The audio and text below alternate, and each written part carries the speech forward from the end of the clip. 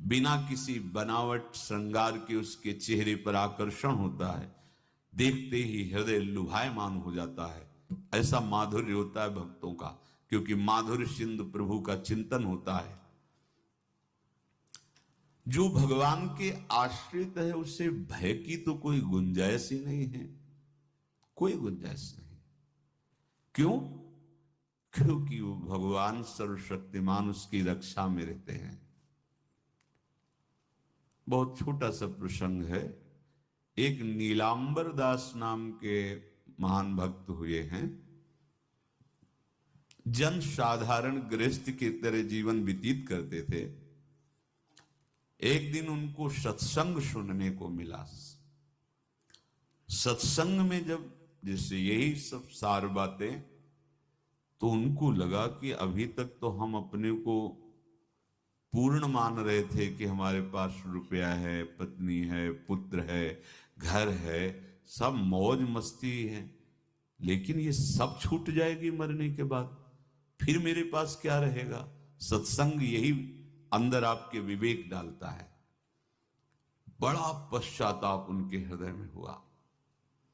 ये है कृपा, जिसको अपने लौकिक भोगों के बीच में रहकर उनसे जलन पैदा होने लगे, जान लेना भगवान उन पर बहुत कृपालु हो गए हैं।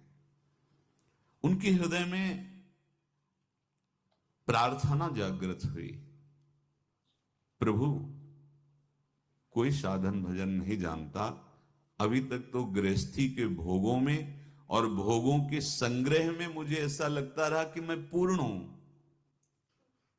चिंतन गाढ़ होने लगा प्रभु का।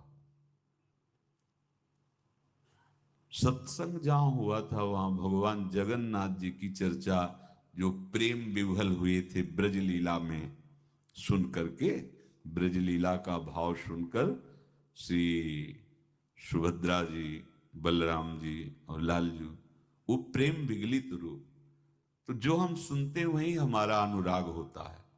तो नीलांबर दास के मन में दृढ़ संकल्प हो गया, अब सबसे पहला जीवन का काम भर नेत्र जगन्नाथ जी को देखूं।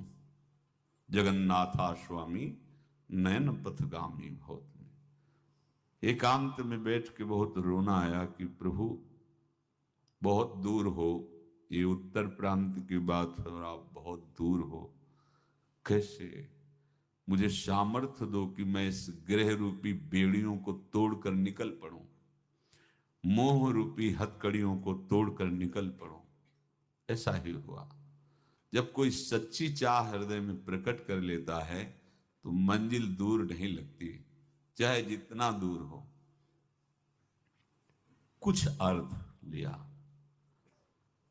और अपने परिवार से प्रार्थना की, बच्चे सयाने थे, कि ये सब वैभव आप लोग देखो, अब मैं किसी योग्य नहीं रह गया, अब जब तक जगन्नाथ जी को भर नेत्र नहीं देख लूंगा तब तक अब जीने की आशा नहीं। तो घर वालों ने भी